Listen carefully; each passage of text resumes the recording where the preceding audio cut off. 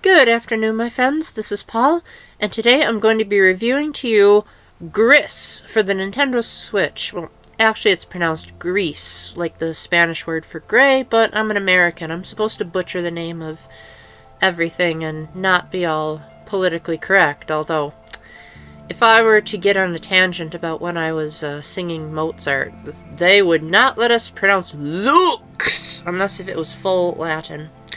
Anywho, this is, as you can probably tell, a very artsy, interpret it how you want type of platformers. Some people might even hesitate on calling this a game, although there is some light platforming and occasionally some puzzle solving. But that's not really the point of this. It's really more so of taking in the art and the audio and sort of finding your own meaning to what's going on. The basic premise is that the unnamed protagonist, which is obviously a girl, is going through some form of grief. And by the time you get to roughly past the halfway point of this game, it says 4th stage, depression. So then you're like, oh, okay, so this is actually based on the 4 stages of grief. Apart from that, the game leaves pretty much everything up to your interpretation. There's no lines of dialogue. There's not even really any dialogue at all, apart from telling you how to use a new ability, which only appears for like a second once you master the ability, and also when you've brought a new color to the world, because the game starts out in black and white, then gradually you introduce more and more color to the world, and you also gain new abilities, which gradually make the game a heck of a lot more fun, because at first it feels like just another walking simulator with very light, easy platforming. But once you get more color to the world, the game gradually becomes more fun, and I think that's what the developers were intending. Like, well, Paul, it's supposed to be boring. The girl is sad and not happy.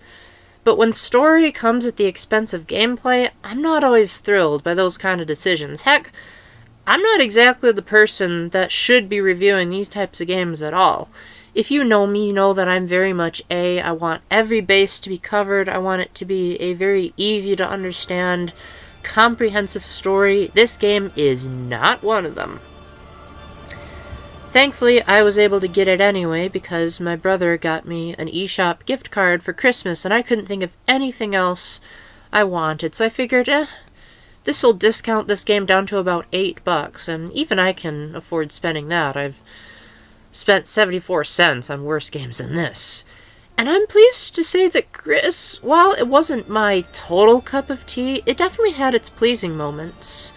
The sound and the music cannot be overstated enough. This has to be one of the most brilliant combinations of audio that I have ever heard in a video game. Sure, it may not be the greatest soundtrack ever, but it's the only game I can think of where it seems like every single sound effect, every single piece of music was meticulously composed for every individual frame of the game.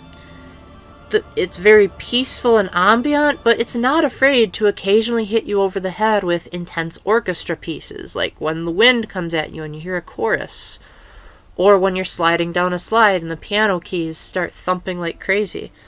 This is the kind of game where if you are having trouble sleeping, you could just pop this in and just listen to pretty much any track on loop, and it'll do the job for you. Also, the controls are very responsive, even if the game is extremely easy.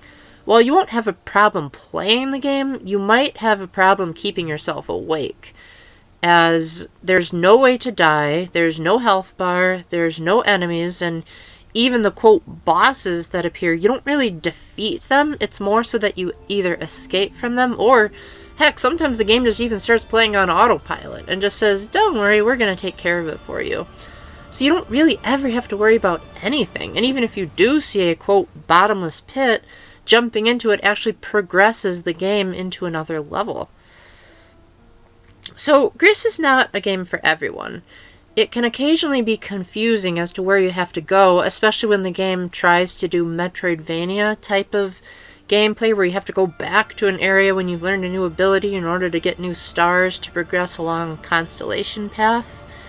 And the last area in particular got enormously confusing. But the game does become more fun the more abilities you learn. Granted, there aren't that many of them, But perhaps that's the point. The fact that I even have to have a little question mark in there is a testament to how much I really don't like this kind of gameplay. But suffice to say, I will be making a Catholic review of it, because there's clearly intended to be a story, and it's clearly intended to be up to your imagination, so guess what? I'm going to talk about where I can see Catholicism in a game that has no writing.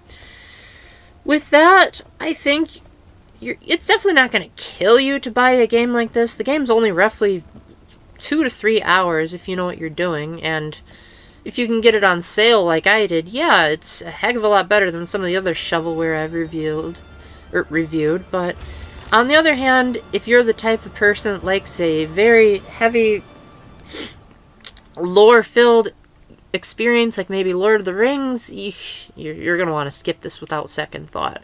However, if you're the type that loves going to abstract museums and saying, man, I would love it if this painting came to life, I can't recommend Gris enough. This is probably the best game of its genre, and it deserves every bit of praise it can get for that type of niche audience. For everyone else, you can safely just skip it and save your money for better things. With that, thank you very much for watching. Stay tuned for my Catholic review. If everything goes as planned, it should be released at the same time as this.